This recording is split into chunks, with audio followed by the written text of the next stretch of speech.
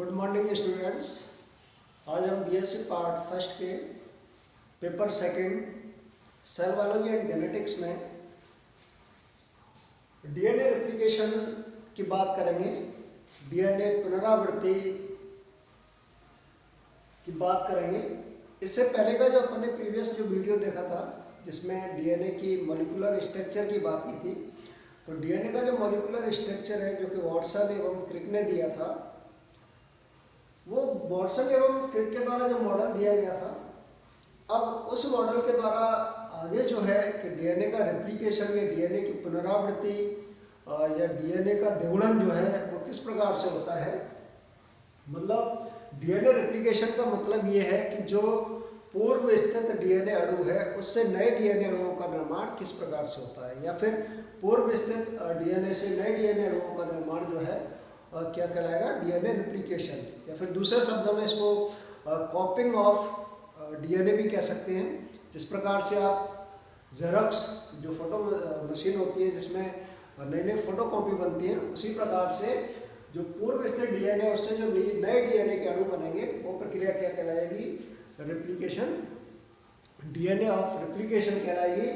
अब DNA of replication को स्पष्ट करने के लिए मतलब कई जो है जैसे मेथड्स दिए गए, कई मॉडल्स दिए गए, जिसमें मैंने क्या 3 मेथड्स की जैसे बात करें अपन, तो जिसमें एक जो है कंजर्वेटिव मेथड। कंजर्वेटिव मेथड में ये बताया गया कि डीएनए के जो दोनों स्ट्रैंड हैं वो दोनों स्ट्रैंड क्या संरक्षित रहते हैं, कंजर्व रहते हैं। मतलब जब नया डीएनए बनेगा उसमें पूर्व स्थित डीएनए के ही दोनों अणु जो होंगे, जो दोनों स्ट्रैंड होंगे वो क्या रहेंगे, उसमें कंजर्व रहेंगे, संरक्षित रहेंगे। लेकिन वास्तव में ऐसा नहीं होता है। दोनों स्ट्रैंड जो होते हैं उनमें एक ओल्ड स्ट्रैंड होता है, एक न्यू स्ट्रैंड होता है, जिसके बाद में बात करेंगे। दूसरा जो है डिस्पर्सिव मेथड। डिस्पर्सिव मेथड जो रेप्लिकेशन का दिया गया है, इसमें यह बताया गया कि जो डीएनए के जो पुराने खंड होते हैं वो खंड क्या हो जाते हैं, पहले टूट जाते हैं, और टूटने के बाद जो स्ट्रैंड्स है वो फिर किसी भी क्रम में, मतलब हालांकि क्रम का वाला ये नहीं है, यहाँ पर एडेनिन हमेशा थायमिन से जुड़ेगा, ग्वानिन हमेशा साइटोसिन से जुड़ेगा, लेकिन उनका सीक्वेंस क्या हो सकता है, चेंज हो सकता है। तो किसी क्रम में आपस में दोबारा से जुड़ करके न्यू डीएनए मॉलिक्यूल का क्या सिंथेसिस कर लेंगे। लेकिन ये विधि भी, ये दोनों जो है कंजर्वेटिव मेथड और डिस्पर्सिव मेथड जो है रेप्लिकेशन के, ये ज़्यादा वैलिड नहीं है, ज़्यादा मान्य नहीं है, इनको ज़्यादा मान्यता प्राप्त नहीं है। तीसरा जो मेथड है जिसको बोलते हैं semi conservative method of replication, अर्ध संरक्षित प्रकार।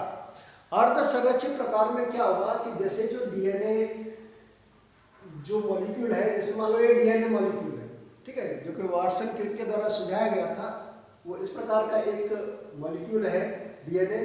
तो इसमें क्या होगा कि पहले जो डीएनए मॉलिक्यूल है, वैसे अपन जो जहाँ पर रेप्लिकेशन की मैकेनिज्म पढ़ेंगे, ठीक है, क्रियाविधि पढ़ेंगे, वहाँ पर वो सारी चीज़ों की स्टडी करेंगे कि किस प्रकार से रेप्लिकेशन की जो प्रक्रिया है वो होती है, कौन कौन से एंजाइम्स उसमें इन्वॉल्व होते हैं, कौन कौन सी नई चीज़ें उसमें सिंथेसाइज होती हैं, तो वो रेप्लिकेशन मैकेनिज्म हम पढ़ेंगे। यहाँ पर अपना केवल सिंपल सा यहाँ पर एक इंट्रोडक्शन, इसके कौन से मेथड्स हैं रेप्लिकेशन के, और ऐसा इसका एक्सपेरिमेंटल प्रूफ क्या है जो कि मैसेल्सन स्टॉल ने दिया है, उसके बारे में चर्चा करेंगे, ठीक है।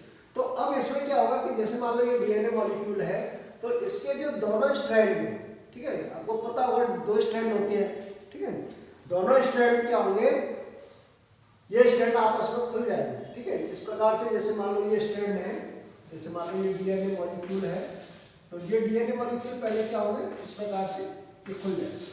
अब इस पर नए डीएनए मॉलिक्यूल, नए स्ट्रैंड का क्या होगा, सिंथेसाइज हो जाएगा इस प्रकार से। तो यहाँ पर जैसे इसको दिखा रखा है मैंने, जैसे मान लो ये ओल्ड डीएनए है, और यहाँ से जिसमें जैसे एक ओल्ड स्ट्रैंड है और दूसरा क्या, न्यू स्ट्रैंड।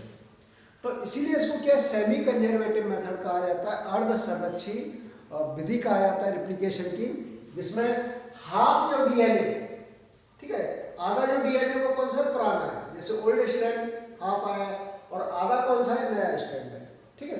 तो अर्ध संरक्षित विधि है जिसमें आधा जो मतलब जो 50% है वो क्या रहेगा, कंजर्व रहेगा, ठीक है। मतलब आधा इसमें पुराना है, आधा स्ट्रैंड, और आधा स्ट्रैंड क्या हुआ है, न्यूली सिंथेसाइज हुआ है। तो इस प्रकार का जो रेप्लिकेशन मेथड होगा वो क्या होगा, सेमी कंजर्वेटिव रेप्लिकेशन होगा। अब इस सेमी कंजर्वेटिव रेप्लिकेशन के फेवर में एक्सपेरिमेंटल प्रूफ दिए गए, और जो एक्सपेरिमेंटल प्रूफ दिया है वो किसने दिया है, ये दिया है मेसेल्सन एंड स्टॉल ने। जो साइंटिस्ट है मेसेल्सन एंड स्टॉल, इन्होंने क्या है, इसका एक्सपेरिमेंटल प्रूफ दिया है कि वास्तव में जो रेप्लिकेशन होता है वो सेमी कंजर्वेटिव मेथड से होता है, अर्ध संरक्षित विधि से होता है। अब इस एक्सपेरिमेंटल प्रूफ में इन्होंने क्या 1958 में ये जो एक्सपेरिमेंटल प्रूफ दिया है उसमें क्या किया कि इशरिकिया कोलाई, बैक्टीरिया होता है, जीवाणु होता है, आप लोगों ने नाम सुना होगा इसका। इशरिकिया कोलाई जो बैक्टीरिया है उस बैक्टीरिया को लिया है और उस बैक्टीरिया को एक हैवी आइसोटोप, जैसे नाइट्रोजन 15 है N1915, नाइट्रोजन 15 जो कि हैवी आइसोटोप होता है, उसके अंदर क्या इसको कल्चर किया है और इसको कई जनरेशन तक उसमें कल्चर किया है, और लास्ट में जाकर के इन्होंने क्या है कि उसमें से कई जनरेशन तक उसको कल्चर करने के बाद उसमें से बैक्टीरिया को निकाला और उसका डीएनए का एनालाइज किया। तो उसमें उन्होंने पाया कि डीएनए के जो बहुत स्ट्रैंड्स है उनके अंदर, दोनों स्ट्रैंड्स के अंदर N15 जो रेडियो आइसोटोप है, जो हैवी रेडियो आइसोटोप है, वो क्या हो गया, उसमें समाहित हो गया। अब ये कंप्लीटली जब N95 डीएनए के अंदर समाहित हो गया इसके, अब इसके बाद ऐसी बैक्टीरियल सेल्स को निकाल करके जिनके डीएनए में कंप्लीटली जो हैवी आइसोटोप है N15 समाहित हो चुका है, ऐसी इशरिकिया कोलाई की बैक्टीरिया की जो सेल्स है उनको निकाल करके दूसरा जो कल्चर मीडियम है जिसके अंदर क्या है N14 जो कि लाइट रेडियो आइसोटोप है, उसके अंदर उसको डाल दिया। ठीक है, जैसे आपको पता होगा नाइट्रोजन जो होता है वो जो नाइट्रोजनस बेसिस है, नाइट्रोजन कंटेनिंग होते हैं, तो उसका कंपोनेंट होता है, इसलिए क्या है कि वो डीएनए में इनकॉर्पोरेट हो जाता है, समाहित हो जाता है।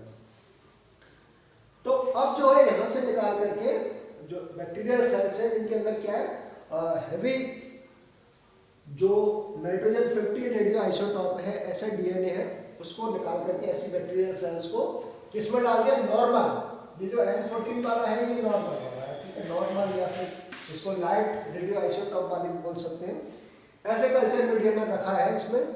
और इसकी जो सिंगल रेप्लिकेशन के बाद, सिंगल रेप्लिकेशन के बाद वो जैसे फर्स्ट जनरेशन में जो फर्स्ट जनरेशन आएगी, उस फर्स्ट जनरेशन जो इशरिकिया कोलाई की है उसका फिर डीएनए निकाल करके उस डीएनए का क्या एनालिसिस किया, तो उस डीएनए के एनालिसिस में यह देखा गया कि जो डीएनए है वो कैसा हाइब्रिड डीएनए था। हाइब्रिड डीएनए का मतलब यह है कि इसके अंदर एक स्ट्रैंड था वो N15 वाला स्ट्रैंड था जो कि क्या है ओल्ड स्ट्रैंड, ओल्ड स्ट्रैंड है या फिर पेरेंटल स्ट्रैंड भी बोल सकते हैं इसको, पेरेंटल स्ट्रैंड है। और दूसरा जो है ये न्यूली फॉर्म्ड स्ट्रैंड जो N14 है, ये न्यूली सिंथेसाइज्ड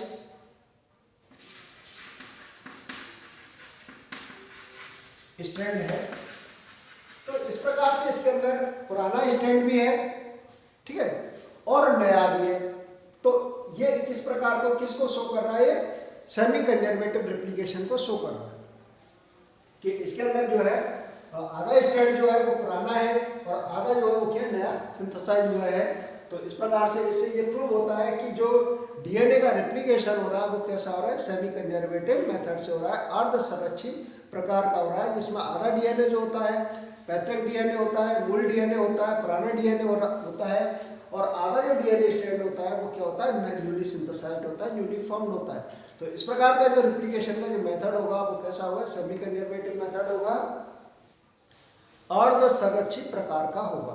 ठीक है, अब इसमें भी क्या है, जैसे आगे नेक्स्ट जनरेशन में देखें तो नेक्स्ट जनरेशन के अंदर जैसे यहाँ पर जो है 50% तो क्या है, 50% ओल्ड है प्लस 50% क्या है, न्यू है।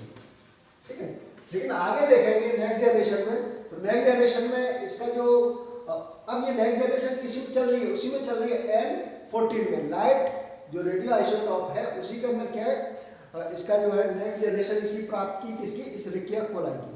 और उसका जब एनालिसिस करेंगे तो अब जो ओल्ड वाला था, क्योंकि अब ये किस में है, N14 में है, तो N14 का जो रेशो को बढ़ेगा, अमाउंट बढ़ेगा। तो अब यहाँ पर जो है जैसे आप देखोगे, जैसे ये मान लो कि 4 DNA मॉलिक्यूल लिए है, तो 4 DNA मॉलिक्यूल में से जो 4 DNA मॉलिक्यूल है मीन्स 8 स्ट्रैंड हो गए। 8 स्ट्रैंड में से केवल जो 2 स्ट्रैंड होंगे, ठीक है, वो कौन से होंगे, ओल्ड स्ट्रैंड होंगे, N95 वाले होंगे, और बाकी जो है स्ट्रैंड होंगे वो कैसे होंगे, न्यूली फॉर्म्ड या न्यूली जो N14 वाले वो होंगे। तो अब यहाँ पर जो 50% था जो ओल्ड, अब वो कितना रह गया, यहाँ पर 25% रह गया। तो इस प्रकार से क्या है कि ये बिल्कुल शो कर रहा है कि जैसे डीएनए का जो कंजर्वेशन हो रहा है, कि जो मतलब ओल्ड स्ट्रैंड है वो कंजर्व रह रहा है, वो केवल कितना रह रहा है, 50%, मतलब हाफ सेमी कंजर्वेटिव रह रहा है। तो इस प्रकार से जो है अपन इस मेथड जो है कौन सा, सेमी कंजर्वेटिव रेप्लिकेशन का जो मेथड है उसको जो है एक्सपेरिमेंटली प्रूव दिया है किसने, मेसेल्सन एंड स्टर्न, ठीक है। तो ये अपन को थोड़ा सा देखना है ढंग से कि किस प्रकार से अर्ध संरक्षित प्रकार का डीएनए का जो रेप्लिकेशन होता है, इसका कोई एक्सपेरिमेंटल प्रूव है। तो वो एक्सपेरिमेंटल प्रूव मेसेल्सन स्टर्न के द्वारा दिया गया है, जिसको आप ये डायग्राम के द्वारा, जिसमें N14 एक रेडियो आइसोटॉप लिया है, दूसरा N15 रेडियो आइसोटॉप लिया है, और उनके अंदर क्या है, इसेरिकिया कोलाई बैक्टीरिया का कल्चर किया है और उनके डीएनए का मतलब क्या एनालिसिस किया है। उसके आधार पर ये जो है सेमी कंजर्वेटिव जो मेथड है रेप्लिकेशन का, उसको एक्सपेरिमेंटली इन्होंने प्रूव किया है। तो ये आपको समझ में आ जाना चाहिए कि डीएनए रेप्लिकेशन जो है, पहली बात तो डीएनए रेप्लिकेशन होता क्या है। तो डीएनए रेप्लिकेशन क्या है कि पूर्व स्थित डीएनए से न्यू डीएनए मॉलिक्यूल का फॉर्मेशन, या फिर दूसरे शब्दों में बोला that is the कॉपिंग of DNA, ठीक है, या फिर रेप्लिकेशन ऑफ डीएनए, ठीक है। अब उसके फिर मेथड्स हैं, तो मेथड्स में जो है अलग अलग मेथड्स है, कंजर्वेटिव मेथड है, डिस्पर्सिव मेथड है, लेकिन ये वैलिड मेथड नहीं है।